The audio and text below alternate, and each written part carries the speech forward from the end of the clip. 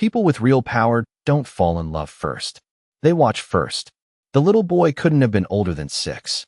Blonde hair, tiny sneakers lighting up every time he kicked his feet against the polished marble floor of the luxury mall. And he was crying so hard his whole body shook. Not loud tantrum crying either. Not spoiled kid screaming. This sounded different. Panicked. Desperate. The kind of crying that made adults uncomfortable because it reminded them something bad could happen to children in a world full of expensive watches and people pretending not to look. I noticed him before anyone else did because I was already sitting alone near the fountain with a paper cup of coffee that had gone cold 20 minutes earlier. Saturday afternoons at Hawthorne Center were always crowded. Wealthy women carrying shopping bags from stores where a single sweater cost more than my monthly electric bill. Men in tailored coats walking too fast while talking into Bluetooth headsets. Teenagers filming TikToks near the glass elevators. Nobody stopped for the little boy. Most people just glanced at him with irritation before moving around him like he was an inconvenience spilled onto the floor. One woman actually sighed dramatically as she passed. "Where's his mother?" she muttered under her breath. The boy kept crying. His tiny fists rubbed against his wet red eyes. He stood near the entrance of an upscale jewelry store beneath golden lights that reflected across the marble like liquid champagne. He looked completely alone. Something twisted painfully in my chest. Maybe because I remembered what it felt like to be scared in public while adults ignored you.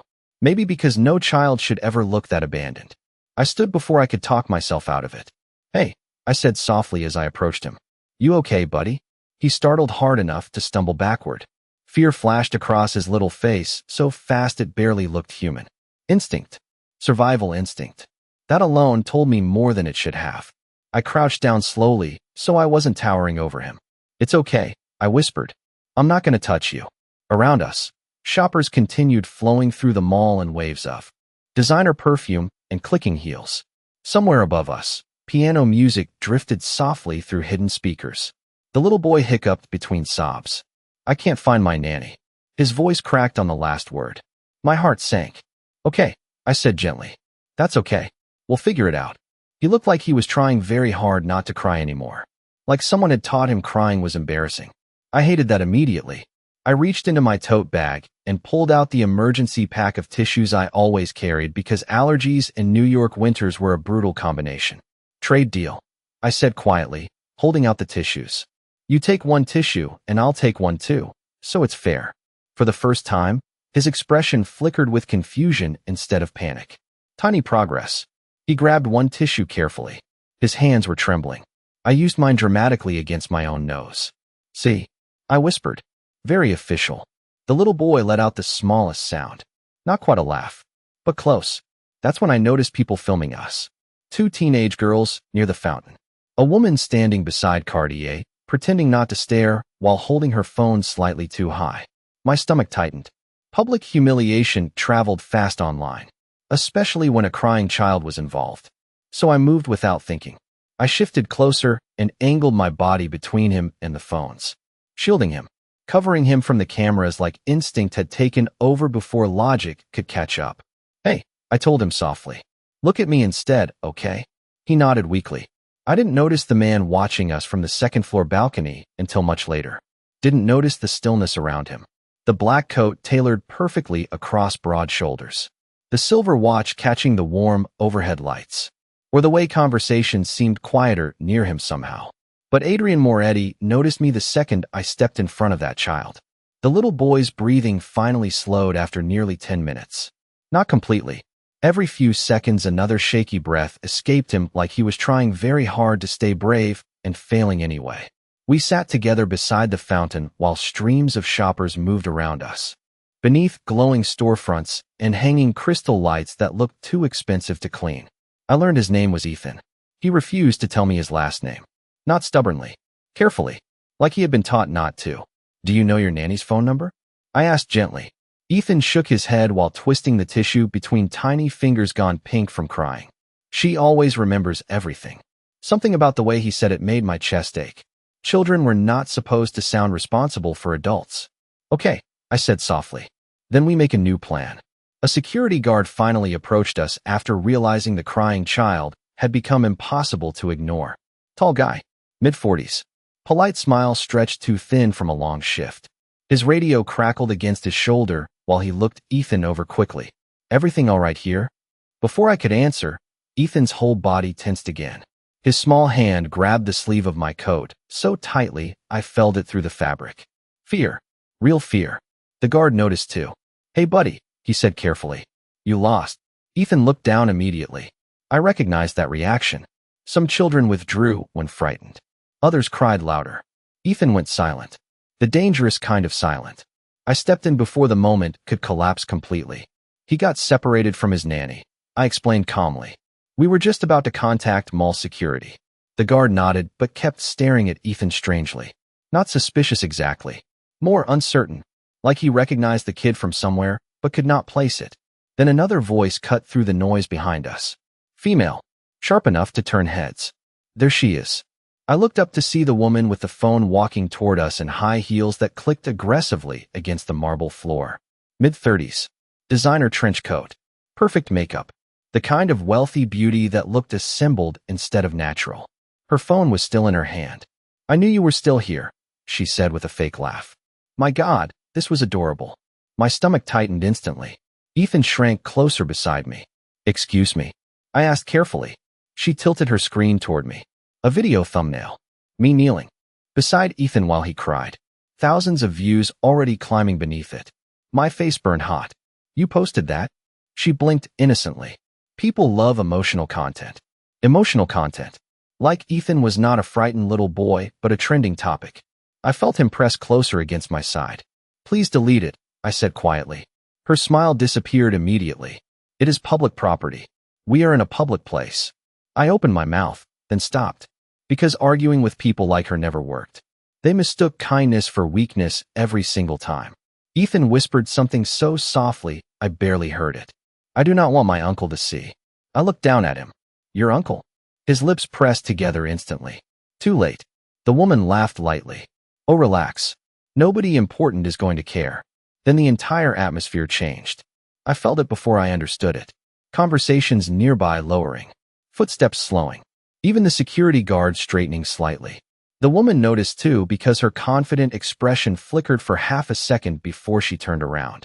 A man stood several feet behind her near the fountain entrance. Black wool coat. Dark gray suit beneath it tailored with impossible precision. Broad shoulders. Calm posture. No visible emotion at all. But the air around him felt colder somehow. More controlled. Like the room itself adjusted when he entered it. Adrian Moretti did not raise his voice. He did not look angry. He simply extended one hand toward the woman's phone and said quietly, "Delete the video." The woman laughed once like she thought this was still her moment. Then she really looked at him. I watched the confidence drain from her face in real time. Not dramatically, quietly, like someone slowly lowering the volume in a room. Adrian Moretti stood perfectly still beside the fountain, while warm gold light from the luxury stores reflected against the dark wool of his coat. He looked expensive in the dangerous way certain men did. Not flashy, controlled. The kind of man who never needed attention because attention found him anyway. I am sorry, the woman asked carefully. Adrian's eyes moved once to the phone in her hand. Delete it. Same. Calm voice. Same controlled expression. Somehow worse. The security guard beside us immediately looked down at the floor like he suddenly wanted no part of the conversation. Around us, people pretended not to stare while absolutely staring. Ethan pressed closer into my side. I could feel his tiny heartbeat through the sleeve of my coat. The woman forced out an awkward laugh. It was only a harmless video. Adrian finally looked directly at her. I understood then why people lowered their voices around him. His eyes were not cruel. Cruelty was emotional. This felt colder than that. Precise. A child was frightened, he said quietly. You monetized it. The woman swallowed hard. Her phone suddenly looked heavy in her hand. I did not know who he was. Wrong thing to say? I realized it immediately from the subtle shift in the air around him. Not anger. Worse. Disappointment. Adrian stepped closer just once. And if he was nobody, he asked softly, would that make it acceptable? Silence. Even the fountain behind us seemed quieter somehow. The woman's fingers shook as she unlocked her phone. I watched the video disappear from the screen. Then another notification popped up instantly. Then another. Her expression changed from embarrassment to confusion. What is happening? She whispered. One of the men standing several feet behind Adrian finally spoke into an earpiece. I had not even noticed them arrive. Dark suits. Professional stillness. They blended into the background too well to be ordinary security. The reposts are gone, the man said calmly. Original account removed. Removed. Not deleted. Removed. The woman looked genuinely pale now. My account will not refresh. Adrian did not react. Good. I should have been unsettled. Honestly, maybe I was. A little.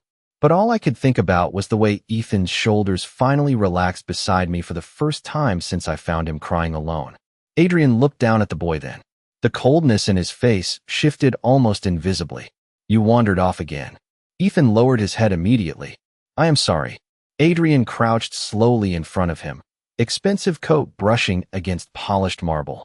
It was the first human thing I had seen from him all afternoon. Look at me, Ethan. The little boy obeyed. Adrian adjusted the crooked collar of his tiny sweater with careful fingers. What did I tell you about leaving security? That bad people watch for scared kids. Adrian nodded once. No fear tactics. No raised voice. Just certainty. Ethan whispered. I could not find Maria. Something flickered briefly across Adrian's expression at that name. Concern maybe. Hidden fast. We are handling it. Ethan nodded weakly. Then, to my complete surprise, he reached for my hand before Adrian could stand again. Tiny fingers wrapping tightly around mine. Adrian noticed immediately. Of course he did. Men like him probably noticed everything. His gaze lifted slowly to me for the first time since he arrived. Up close, his eyes were darker than I expected. Not black. Deep brown with faint gold near the center that caught the overhead lights. Intelligent eyes. Exhausted eyes. You stayed with him, he said quietly. It was not really a question. I shrugged slightly because suddenly I felt awkward under that level of attention. He looked scared. Adrian stared at me another second too long. Then Ethan spoke softly beside me. She covered me from the cameras. Something unreadable passed across Adrian Moretti's face at those words. Tiny. Almost invisible. But it changed the entire room. Most people expected powerful men to speak loudly. Adrian Moretti never raised his voice once, and somehow that made everyone around him quieter instead. Ethan still held onto my hand, while Adrian stood slowly in front of us. The fountain lights reflected softly against the polished marble floor, turning the water gold beneath the giant glass ceiling overhead. Somewhere nearby, a pianist continued playing slow jazz like the entire mall had not just shifted around one man's presence. Adrian looked at Ethan first. Maria is downstairs with security, he said calmly. She was looking for you. Ethan nodded but did not let go of my sleeve. Adrian noticed that too. Of course he did. One of the suited men approached quietly from behind him. The vehicle is ready, sir. Adrian gave a single nod. Then his attention returned to me. You should not have had to deal with this. His voice was lower up close. Smooth. Controlled. The kind of voice people listened to without realizing they were doing it. I shrugged awkwardly. It was not a big deal. Adrian's eyes rested on me for a second longer than necessary. To him, it was. I did not know how to answer that. Honestly, I was still trying to understand why a man dressed like he owned half of Manhattan was thanking me for sitting beside a crying child. Ethan tugged gently on my sleeve before looking up at Adrian. Can she come too? Adrian's expression shifted slightly. Come where? Home. The word hung there for a second. My eyes widened immediately. Oh no. I said quickly, laughing nervously. I think your uncle has enough people around already. Ethan looked genuinely disappointed by that answer, which made me feel worse than it should have. Adrian studied me carefully while the crowd around us slowly returned to normal movement now that the public drama had ended. You work nearby? He asked. Bookstore Cafe on Lexington. I answered before I could stop myself. Great job, Claire. Tell the mysterious billionaire stranger exactly where to find you. Smart. His gaze flickered briefly toward the tote bag hanging from my shoulder, probably noticing the bookstore logo printed across the canvas. Long shift. I glanced toward the paper cup still sitting near the fountain. Double shift. And you still stopped for someone else's child. I let out a quiet breath through my nose. That is usually how helping works. For the first time since I met him, something almost resembling amusement touched Adrian's face. Tiny. Gone fast. But real. Ethan suddenly yawned hard enough his entire tiny body curled inward afterward. Adrian's expression softened immediately. Not dramatically. Just enough to make me realize this terrifyingly controlled man genuinely cared about the little boy beside him. "You are exhausted," Adrian told him quietly. Ethan nodded sleepily. One of the security men approached with a woman in her 50s rushing behind him. Dark curls escaping a neat bun. Eyes swollen red from crying. "Ethan," she gasped. The little boy immediately released my hand and ran toward her. She dropped to her knees, hugging him tightly while apologizing over and over in accented English. I only looked away for 1 minute. Adrian watched silently while Ethan clung to the woman's coat. Relief softened the tightness around his eyes for the first time. The woman looked up at me next. "You stayed with him?" I nodded awkwardly. Tears filled her eyes instantly. "Thank you." The sincerity in her voice hit harder than I expected. Before I could respond, Adrian removed something from inside his coat pocket and held it toward me. A simple black business card. No flashy logo. No title. Just a name and a phone number embossed in silver lettering. Adrian Moretti. "If anyone reposts that video," he said calmly, "call this number." I stared at the card without taking it yet. "Why would I call you?" Adrian looked directly at me then. "Steady. Certain. Because now I know your face too." I should have thrown the card away immediately. That would have been the smart thing to do. Men like Adrian Moretti did not hand out private numbers to strangers unless those strangers were already part of something bigger than they realized. But instead of tossing it into the trash beside the escalator, I slipped the black card carefully into my coat pocket and spent the entire subway ride home pretending that did not bother me. Manhattan after dark always looked beautiful from a distance. All those gold windows glowing above rain-slick streets made the city feel softer than it really was. But beauty in New York was expensive, temporary, usually hiding something sharp underneath. By the time I reached Queens, freezing wind had pushed its way through my coat sleeves and my feet ached from standing 12 hours straight at the bookstore cafe. I climbed the narrow stairs to my apartment on the 4th floor while somebody argued loudly in Spanish 2 doors down, and an old radiator hissed somewhere inside the building like it was threatening everyone equally. Home. Sort of. My apartment smelled faintly like coffee grounds and old books because half the paperbacks I brought home from work eventually became furniture. Tiny kitchen. Tiny couch. One crooked lamp beside the window overlooking the alley. Nothing impressive, but safe. I dropped my tote bag onto the couch and finally pulled the black business card back out. Adrian Moretti. Even the card looked intimidating somehow. Minimalist. Expensive. Quiet confidence pressed into thick matte paper. I turned it over once in my fingers before opening my laptop. Curiosity was a dangerous personality trait in New York. Mine had nearly gotten me fired twice already. The search results loaded slowly. At first, nothing unusual appeared. Investment groups, luxury real estate partnerships, charity foundations, articles from business magazines calling Adrian Moretti one of the youngest private finance executives in Manhattan. 34 years old. Billion-dollar portfolio. Known for avoiding interviews and public appearances. There were photographs too. Adrian standing beside politicians. Adrian shaking hands outside charity galas. Adrian wearing tailored suits while looking deeply uninterested in every camera pointed at him. But the deeper search results felt different. Forums. Deleted articles. Rumors people discussed carefully online before entire threads mysteriously vanished. Connections to men under federal investigation. Mentions of organized crime hidden beneath phrases like financial influence and private security operations. My stomach tightened slowly. One article disappeared while I was reading it. Literally disappeared. The screen refreshed, and the page no longer existed. I stared at the laptop for a long second before closing it completely. Nope. Absolutely not. I was not becoming the female lead in some true crime documentary because a handsome man gave me a business card near a fountain. I changed into sweatpants, tied my hair up, and tried very hard not to think about him while heating leftover tomato soup in the microwave. It did not work, because every time I closed my eyes, I remembered the way the entire mall shifted when he walked in. The silence, the stillness, the terrifying ease with which people obeyed him. But worse than that, I remembered the way he adjusted Ethan's tiny sweater collar with gentle fingers like protecting.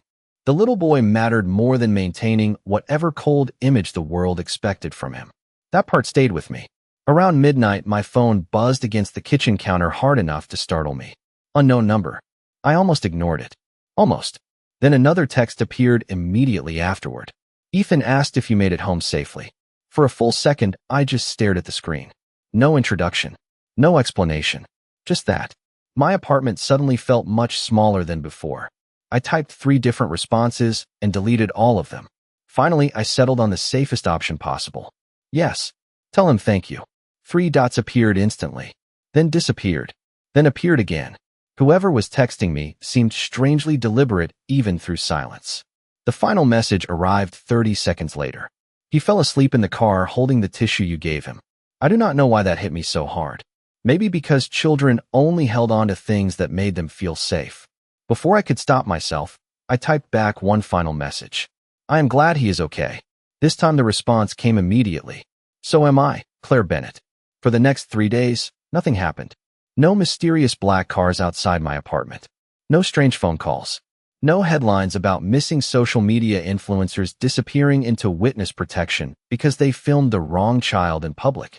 Just normal life, which somehow felt stranger after meeting Adrian Moretti. Monday morning arrived gray and freezing. The kind of New York cold that crawled into your bones no matter how many layers you wore.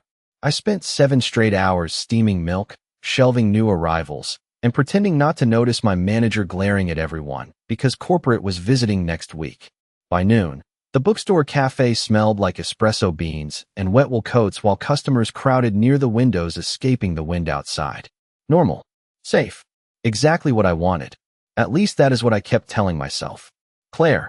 I looked up from wiping tables to find my coworker Danny leaning across the counter dramatically. Either you are secretly in love or secretly dying because you have stared at the same receipt for 2 full minutes. I blinked. What? She snorted softly. Exactly. Danny had worked beside me long enough to notice when my brain left the building, which unfortunately had been happening a lot lately. Mostly at night. Mostly whenever my phone buzzed. Because Adrian had texted twice since Saturday. Both messages somehow managed to feel personal and distant at the same time. Ethan asked if pigeons are afraid of snow. Then yesterday evening, he wants to know why bookstore coffee tastes better than hotel coffee. No flirting. No pressure. Just updates about Ethan delivered in Adrian's calm, precise way that somehow made me reread every message more than once. It should not have affected me. It absolutely did. Earth to Claire. Danny waved a paperback in front of my face. You okay? Fine. I lied automatically. The bell above the bookstore entrance chimed softly before cold air swept through the cafe. I glanced up without thinking and nearly dropped the stack of cups in my hands. Adrian Moretti walked inside wearing a charcoal overcoat dusted lightly with snow across the shoulders. The entire energy of the bookstore shifted immediately. Customers looked up. Conversation slowed. Even Danny went silent beside me. Adrian did not seem to notice any of it. Or maybe men like him noticed everything and simply chose not to react. His dark eyes moved once across the bookstore before finding me behind the cafe counter. Something strange happened in my chest at that exact moment. Not fear. Worse. Anticipation. Oh my God, Danny whispered beside me. That man looks expensive. Adrian approached calmly while removing black leather gloves one finger at a time. Controlled movements. Controlled expression. Everything about him felt measured. Dangerous in the quietest possible way. He stopped at the counter. Claire. My name sounded different in his voice. Lower somehow. More deliberate. I straightened awkwardly. Hi. Brilliant response. Truly exceptional social skills. Adrian glanced briefly at the menu overhead like he genuinely intended to order coffee instead of destabilize my nervous system. What do you recommend? Danny nearly choked beside me because everyone knew I never recommended anything. Decision fatigue from customer service had destroyed that part of my personality years ago. I cleared my throat. The caramel latte is good. Adrian nodded once. Then I will trust your judgment. Danny physically walked away to hide her grin while I focused very hard on making coffee like my hands were not suddenly aware of themselves. The espresso machine hissed loudly between us. Outside the bookstore windows, snow drifted softly onto Lexington Avenue beneath glowing traffic lights. Adrian watched me quietly while I worked. Not staring. Observing. There was a difference. Ethan asked about you this morning, he said finally. I tried not to smile too obviously. Failed a little anyway. How is he? Better. Adrian paused briefly before adding. He stopped asking whether strangers were allowed to care about him. My hands froze around the paper coffee cup. That one sentence landed harder than anything else he had said to me so far. Adrian noticed my expression immediately. Children reveal more than adults realize. I swallowed carefully. He is a good kid. Adrian's gaze held mine for one long second over the rising steam between us. So are you. After that afternoon, Adrian started appearing in my life with the kind of quiet consistency that made him impossible to ignore. Never dramatic. Never invasive. Just there. Like snowfall collecting silently outside a window until suddenly the whole street looked different. Sometimes he came into the bookstore cafe for coffee around noon. Sometimes just before closing. Always alone. Always perfectly composed. The first thing I noticed was that he never checked his phone while speaking to me. In New York, that alone felt unnatural. Men with power usually acted like conversations were interruptions. Adrian listened like silence itself belonged to him. "You are staring again," Danny whispered one evening while pretending to organize pastry trays. "I am literally not. Claire, you handed that man an empty coffee cup 10 minutes ago." I looked down in horror. Empty. Completely empty. Across the counter, Adrian watched the entire realization happen without rescuing me from it. There was the faintest trace of amusement near his eyes. "Long day?" he asked calmly. Heat rushed into my face. "You could have said something. You looked committed to the process." Danny abandoned me after that because apparently my humiliation was entertaining. Adrian finally accepted the actual latte once I remade it correctly. "You enjoy this too much," I muttered. "Not the coffee," he replied quietly. The honesty. That answer stayed with me all night. Because nobody had ever described me that way before. Honest. Mostly people described me as tired. Or practical. Or forgettable. But Adrian looked at me like I was something unexpectedly rare he had almost missed the first time. Which should have terrified me more than it did. Snow continued falling across Manhattan over the next week, turning sidewalks silver beneath streetlights and covering traffic noise beneath soft white silence. The city looked cleaner during snowfall. Less cruel. Even though everyone knew it was temporary.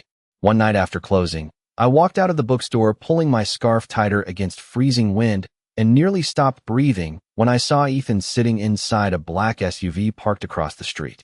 His face lit up immediately through the tinted window.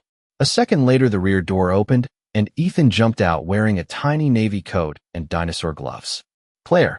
Before I could react, he wrapped both arms around my waist hard enough to almost knock my tote bag sideways. I laughed despite myself. "Hi to you too." Ethan stepped back with complete seriousness. "I told Uncle Adrian your bookstore smells safer than hotels." I blinked once. Safer. Hotels smell nervous.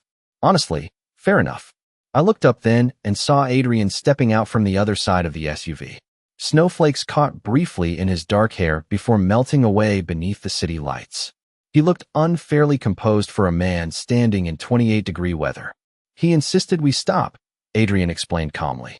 "I did not realize I was losing an argument until halfway here." Ethan nodded proudly beside me. "I won." Adrian glanced down at him. "You did." There it was again. That tiny shift in Adrian whenever Ethan smiled. Softer edges hidden beneath all the control. One of the security men remained near the vehicle while passing pedestrians hurried around us through the freezing night, carrying shopping bags and steaming cups of coffee. Ethan suddenly pulled something from his coat pocket. A folded piece of paper covered in crooked colored pencil drawings. "This is for you." I unfolded it carefully. Crayon sketches filled the page. A fountain. A little stick figure boy crying. Another figure kneeling beside him with yellow hair. And beside them stood an enormous black figure in a long coat with sharp shoulders. Me. Ethan. Adrian. My chest tightened unexpectedly. "This is beautiful," I whispered honestly. Ethan beamed so hard it physically hurt to witness. Adrian watched both of us quietly while snow drifted around the city in slow white spirals. Then Ethan said something so casually it took me a second to process. "Uncle Adrian never brings people around me." Silence. Adrian's expression did not change. But the air did. Ethan looked up innocently. "Maria says he trusts almost nobody." My eyes lifted slowly toward Adrian. He held my gaze steadily beneath the falling snow. "Maria talks too much," he said calmly. But he never denied it. The snow kept falling for 3 straight days after that. turning Manhattan into something almost unrecognizable. Softer, slower, like the entire city had been forced to breathe differently. I started noticing small patterns I did not before. The same black SUV parked outside the bookstore cafe every evening at exactly 6:45. The same driver standing a few feet away pretending to check his phone while clearly watching everything around him. And always, without fail, Adrian inside the cafe before closing time. Never intrusive, never loud, just present. Ethan began coming with him more often. Not every day, but often enough that it stopped feeling like coincidence. He would sit at the corner table drawing while I worked behind the counter, occasionally looking up to wave at me like I was part of his routine now. One night after closing, Adrian stayed longer than usual. The cafe was nearly empty except for the hum of the refrigerator and the soft clink of cups being stacked in the sink. Danny had already left, complaining about frozen subway delays. It was just me, the city lights outside, and Adrian sitting quietly at a table near the window. Ethan had fallen asleep in the corner booth with his head resting on a folded jacket. I walked over slowly, wiping my hands on a towel.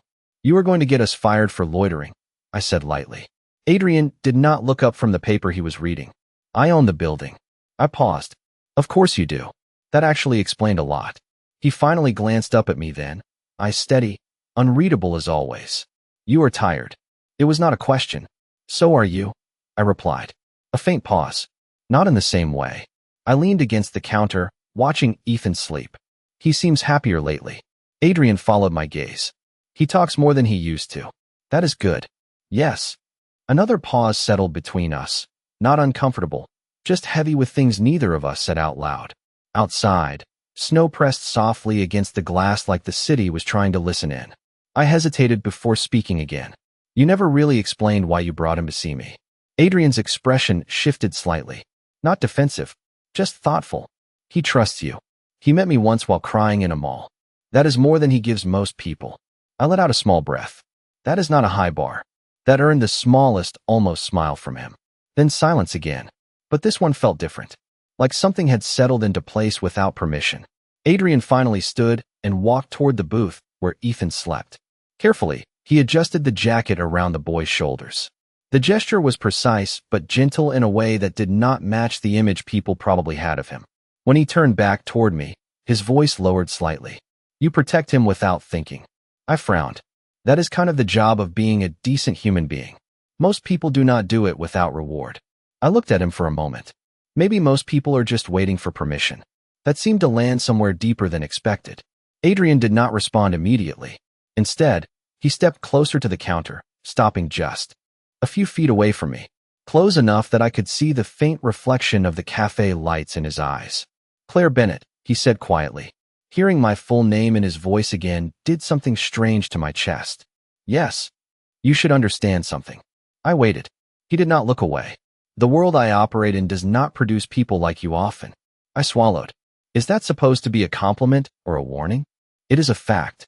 Snow drifted past the window behind him, blurring the city into soft light. Ethan shifted slightly in his sleep, but did not wake. Adrian continued, voice steady but lower now. "And facts usually come with consequences." I stared at him for a long second. That sounds ominous.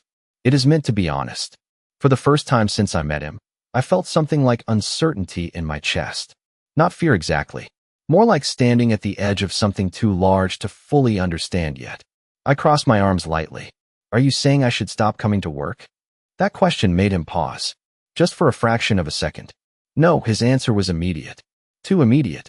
Then quieter, almost to himself. "I am saying you are already involved whether you intend to be or not." The cafe suddenly felt smaller again. Not dangerous, just real in a way it had not before. I looked at Ethan sleeping peacefully in the booth. Then back at Adrian. "Then I guess I will figure it out as I go." For the first time, Adrian's expression softened in a way that was almost imperceptible. "That is what I expected you to say." The first warning sign was not loud. It was quiet. The kind of quiet that arrives before something changes shape without announcing itself. It started on a Thursday morning when Ethan did not show up at the cafe. Adrian arrived alone at 6:45 exactly as usual, removed his gloves, and sat in the same corner booth without ordering immediately. I noticed it right away. Not because he said anything, Because he did not. Where is Ethan? I asked as I placed a cup of black coffee in front of him. Adrian looked up slowly. At home. That answer should have been normal. It was not. Something in his tone tightened the air between us. Is he sick? I asked carefully. No, a pause. He is being watched more closely today. I frowned. Watched by who? Adrian did not answer immediately. Instead, he glanced toward the window where his driver stood outside the SUV as always, perfectly still, scanning the street like it had taught him to be patient in dangerous environments. There are people who do not like attention drawn to certain families, Adrian said finally. I set the coffee down slower than I intended. That is a very vague sentence. It is intentional. That should have been my cue to stop asking questions. Instead, I surprised myself. Is Ethan in danger? Adrian's eyes lifted to mine then. Not colder, just heavier. Not if I can prevent it. That was not comforting. It was a promise spoken like a fact. The rest of the cafe felt further away after that. Even the espresso machine sounded quieter. Danny noticed immediately when I stepped back behind the counter. You look like you just got recruited into something illegal, she whispered. I do not want to talk about it, I said, which of course made her look more interested. Adrian left earlier than usual that day. Before he stood, he placed something beside his empty cup. A second black card. Same minimal design. Different number. If anything changes, he said simply. I did not ask what kind of changes he meant. I just nodded. That night, I did not sleep well. New York outside my window sounded different when you were waiting for something you could not define. Sirens in the distance felt closer than usual. I kept thinking about Ethan's drawings. About how he always drew himself standing between two shapes. One small, one large. And about how Adrian always stood on the outside edge of every drawing like he was watching over something rather than belonging inside it. 2 days later, everything shifted. It happened during the afternoon rush. The cafe was crowded, loud, warm with the smell of coffee and rain-soaked coats. I was handing a latte to a customer when my phone vibrated inside my apron pocket. Unknown number. One message. No greeting. Just a single sentence. Ethan is missing from school pickup. My body went cold instantly. I read it. Twice. Then a third time. Before I could even move, the front door of the cafe opened sharply. Adrian stepped inside. No coat. No hesitation. His expression was controlled in a way that immediately erased all background noise around him. Conversations stopped without anyone understanding why. He walked directly to me. I know, he said quietly. I stared at him. How long?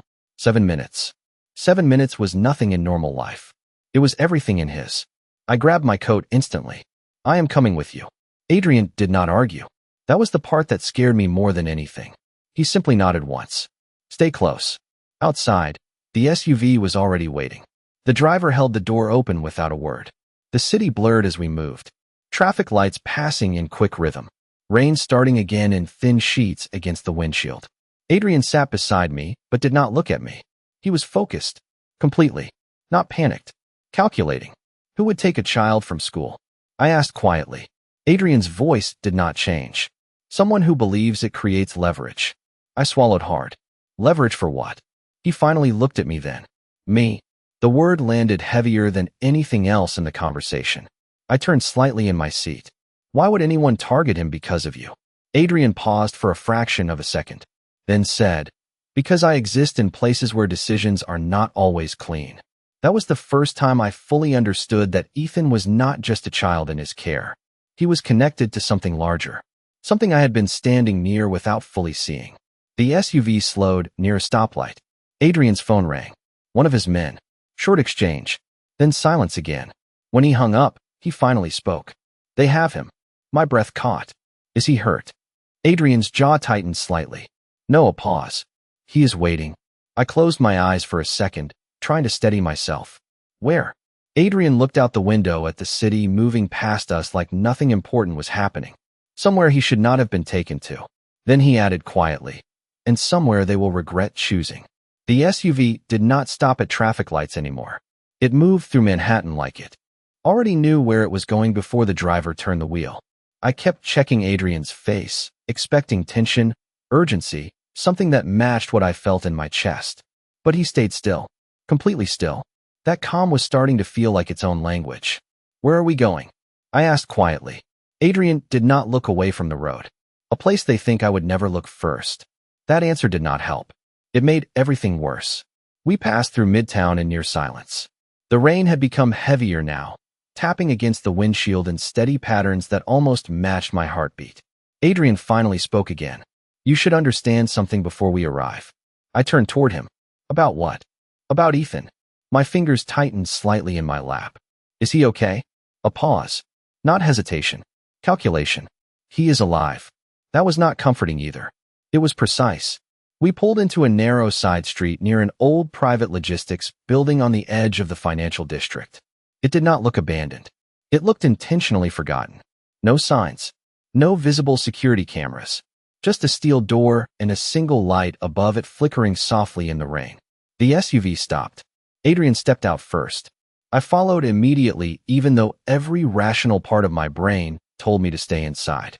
The moment my shoes hit the wet pavement, I realized how quiet everything was here. No traffic, no pedestrians, only the sound of rain hitting metal. Adrian walked ahead without rushing. That was the part that unsettled me most. He already knew what was inside. Two men in dark suits stood near the entrance. They straightened slightly when they saw him, but did not speak. Adrian gave a single nod. The door unlocked. Inside, the air was colder. Industrial lighting. Concrete floors. Long hallways stretching deeper than it should have. My steps echoed softly behind his. I kept close. Too close maybe. But I was not thinking clearly anymore. My only thought was Ethan. At the end of the hallway, a door opened before we reached it. A man stepped out quickly. Sir, we have him contained in the observation room. I almost stopped breathing at the word contained. Adrian did not react. Take me there. The man hesitated for half a second before stepping aside. We entered a smaller room behind glass. And there he was. Ethan sat on a chair too big for him, legs swinging slightly above the floor. His face was pale, but not crying. Just alert. Watching everything carefully like he had been told to stay still and think. When he saw Adrian, his shoulders dropped instantly. Uncle Adrian. The tension in my chest broke in half at that sound. I pressed my hand against the glass without thinking. Ethan looked up and saw me next. His eyes widened. Claire. Adrian did not speak immediately. He simply watched Ethan for a long second before finally asking, Are you hurt? Ethan shook his head quickly. No. The man gave me juice. Juice. I exhaled sharply without meaning to. Adrian turned slightly toward the guard beside him. Where was he found? The guard responded carefully. Side exit of the school compound. A vehicle attempted to redirect pickup records. We intercepted before transport. Adrian nodded once. And the individual responsible? Silence for half a second. Then, identified. Being handled. I did not like the way that sounded. Not because it was violent. Because it was controlled. Clean. Efficient. Adrian finally looked at me. He was taken to test access points. Not to harm him. I stared at him. That is supposed to make me feel better? No, a pause. It is supposed to make you understand the level of attention he receives. Ethan tapped lightly on the glass from inside. Can I go home now? Adrian stepped closer to the door. Yes. The guard opened it immediately. Ethan ran straight past him and into Adrian first. Not me. Not anyone else. Just him. Adrian knelt slightly so the boy could grab him properly. For a brief second, I saw something different in Adrian's expression. Not control. Not strategy. Just relief. Ethan turned and finally ran into me after that. I caught him immediately. His small arms wrapped tightly around my waist again like before. I was not scared, he whispered quickly. I was a little scared. I laughed softly despite everything. That is allowed. Adrian stood a few feet away watching us. The guard spoke. Quietly near him. We will ensure it does not happen again. Adrian replied, without looking away from Ethan. It will not. Something about the certainty in his voice made the entire room feel smaller. Not threatening. Final. As if whatever had caused today had already been removed from possibility. Ethan pulled back slightly and looked up at me. You came. I nodded. Of course I did. He smiled for the first time that day. Small. Real. Then he looked at Adrian. She always comes. Adrian's gaze shifted to me again. And this time, it stayed longer than before. The drive back felt different. Not safer. Just quieter. Ethan had fallen asleep almost immediately in the SUV, his head resting against my arm like it had become the most natural place in the world for him. I did not move. I did not want to wake him. Adrian sat across from us, watching the city pass in blurred lights outside the window. No one spoke for a long time. It was the kind of silence that was not empty. It was controlled. He trusts you completely now, Adrian said finally. I looked down at Ethan. That is not something I take lightly. Adrian nodded once. Neither do I. That sentence lingered longer than it should have. We arrived back at the cafe later than expected. Danny had already locked up, but Adrian instructed the driver to stop anyway. You should take him inside, he said. I frowned. It is closed. It is open for you. Of course it was. Inside, the cafe was dim and still. The smell of coffee lingered in the air like memory. I gently carried Ethan to the small couch behind the counter and covered him with a spare jacket. He did not wake. Adrian stood near the entrance, hands in his coat pockets, observing the space quietly. You live like this, he said after a moment. I glanced at him. Like what? Carefully. I let out a small breath. That is called being broke in New York. A faint pause. Then something almost like understanding in his expression. No, he said quietly. That is called surviving. I did not respond because I did not know how. Instead, I sat down beside Ethan and adjusted the jacket around him. Adrian remained standing for a while longer. The cafe lights reflected faintly in the windows behind him, turning his silhouette softer than usual. You could leave, he said suddenly. I looked up. Leave what? This, he said. Me. Ethan. All of it. I hesitated. Is that what you want? Adrian's eyes stayed on me. No, the honesty of that answer caught me off guard. I stood slowly, facing him fully now. Then why say it? A long pause followed. Not uncomfortable, just heavy. Because people around me eventually realized the cost of staying too close, he said. And I prefer honesty before consequences arrive. I studied him carefully. Do I look like someone who leaves when things get complicated? A faint shift in his expression. Not a smile, but something close to recognition. No, he admitted. Ethan shifted slightly in his sleep behind us. I lowered my voice. Then stop offering me exits I am not going to take. That made him go quiet. For a moment, the only sound in the cafe was the faint hum of the refrigerator. Adrian stepped closer to the counter. Not threatening, just closer. You understand more than you should already, he said. I shrugged lightly. I work in customer service. I understand everything and nothing at the same time. That actually made him pause. A real pause this time. Then, unexpectedly, he let out a quiet breath that might have been amusement. You are not afraid of me, he said. It was not a question. I leaned back slightly against the counter. Should I be? Another pause. Longer. Most people are. I looked at him for a moment. Really looked. The controlled posture. The quiet authority. The kind of man who could change the direction of a room without raising his voice. I think, I said carefully, most people are afraid of what they do not understand. Adrian held my gaze. And you understand me?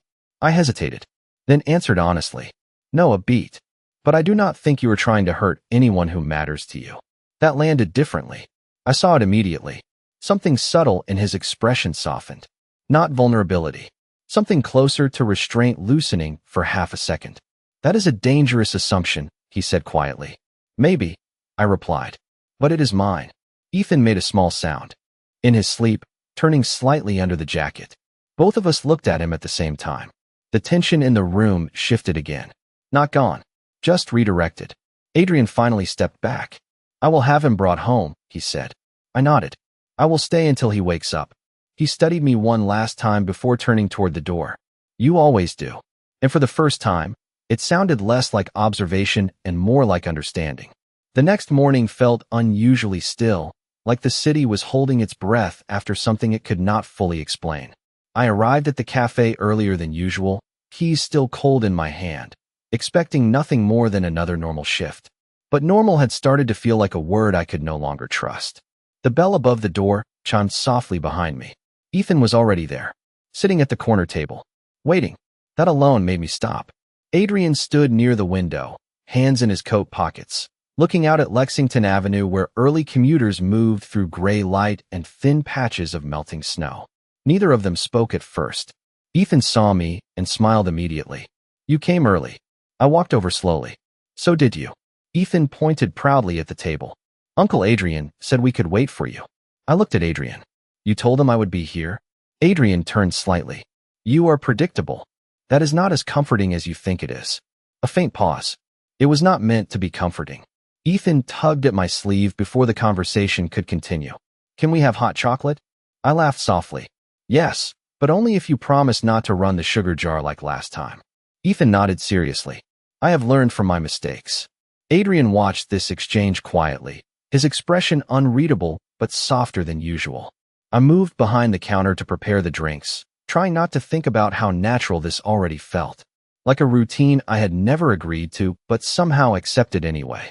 When I returned, Ethan was drawing again. This time the paper showed 3 figures standing under a large umbrella. The child in the middle held both hands of the other 2 figures.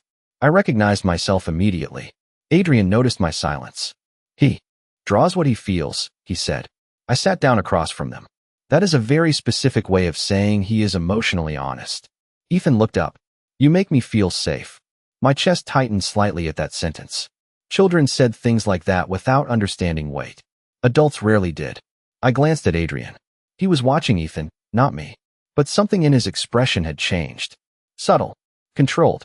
You should not say things like that too easily, Adrian said quietly. Ethan frowned. Why? Adrian paused. Because not everyone deserves to hear it. That made me uncomfortable. Not because it was harsh. Because it sounded like experience. I leaned forward slightly. He is a child. He says what he feels. Adrian looked at me then.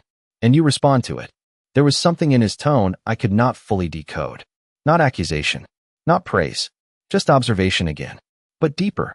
Ethan suddenly changed the subject, pointing toward the window. It is snowing again. I followed his gaze. Light snow drifted down outside, slower than before, softer. The city looked almost peaceful for a moment. Adrian spoke without looking away from the window. There is a private school tour next week. Ethan groaned immediately. I do not like school tours. You will like this one, Adrian replied calmly. Ethan leaned back dramatically. You always say that. That earned a rare hint of amusement from Adrian. I noticed it instantly. It disappeared quickly, but it was real. I took a sip of my coffee. Are you always this persuasive with him? I asked. Adrian looked at me briefly. Only when necessary. And when is it necessary? A pause. Then, quieter, when I cannot risk unpredictability. I studied him for a moment. That sounds like a difficult way to live. Adrian did not answer immediately. When he did, his voice was lower. It is the only way I know. Ethan resumed, drawing like the conversation had already ended for him. I sat back slightly, thinking about that answer longer than I should have. Adrian finally turned toward me fully. There is something else, he said. I felt it immediately. That shift again. What kind of something else? Adrian reached into his coat and placed a small folded document on the table. I did not touch it yet. Security is increasing around Ethan's school, he said. For precaution. My stomach tightened. Precaution for what exactly? Adrian held my gaze steadily. For attention I cannot fully control. The way he said it made it sound inevitable. Not dramatic. Just factual. I looked down at the folded paper. And where do I fit into that? Adrian answered without hesitation. You already do. The paper on the table stayed between us longer than it should have. I could feel the weight of it without even opening it. Adrian did not rush me. He never rushed anything. Ethan was still focused on his drawing, completely unaware that the air around us had changed again. I finally reached for the document. My fingers hesitated just slightly before unfolding it.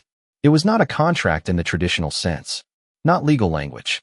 Not intimidating formatting. Just clear instructions, structured and precise. Security coordination. Travel routes. School arrival windows. Emergency contact protocols. My eyes moved across the page slowly. This looks like a military schedule, I said quietly. Adrian answered without hesitation. It is a routine safety framework. I looked up at him. For a child? For a child who is connected to multiple points of attention. That phrase again. Attention. Not danger. Not threat. Just attention. As if that made it easier to accept. Ethan looked up suddenly. Am I going somewhere new? Adrian turned toward him immediately. No, simple.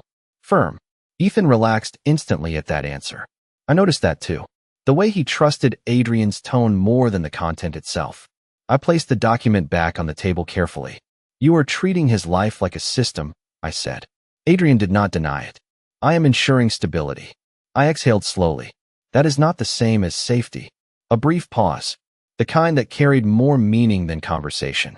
In my experience, Adrian said quietly, stability is the closest thing to safety that exists. Ethan returned to his drawing again, like the conversation no longer mattered to him. But it mattered to me. I leaned forward slightly. And what about me? Adrian's gaze shifted to me immediately. What about you? I hesitated. I am not part of his system. Adrian's expression changed just slightly. Not defensive, not dismissive, something more reflective. You are already inside it, he said. That sentence stayed in the air longer than anything else that day. I looked at Ethan again, then back at Adrian. I did not agree to that, I said. Adrian nodded once. Most important connections are not agreed upon in advance. I almost laughed, but it did not come out. That sounds dangerously like justification. It is observation, he replied calmly. Ethan suddenly pushed his drawing toward me again. Look, he said proudly. I lowered my eyes. This time the paper showed only two figures. Me and him, standing closer than before. No umbrella. No third figure. Just distance removed. My throat tightened slightly. Why is Uncle Adrian not in this one? I asked gently. Ethan shrugged. He is always there anyway. I glanced at Adrian. He had seen the drawing already. His expression did not change, but something behind his eyes did. Subtle, controlled, almost unreadable. He understands more than adults do, Adrian said quietly. I looked at him. Or he simplifies what he sees. Adrian met my gaze fully now. Sometimes simplicity is the most accurate form of truth. The cafe felt different again after that. Not tense, just honest in a way I was not used to.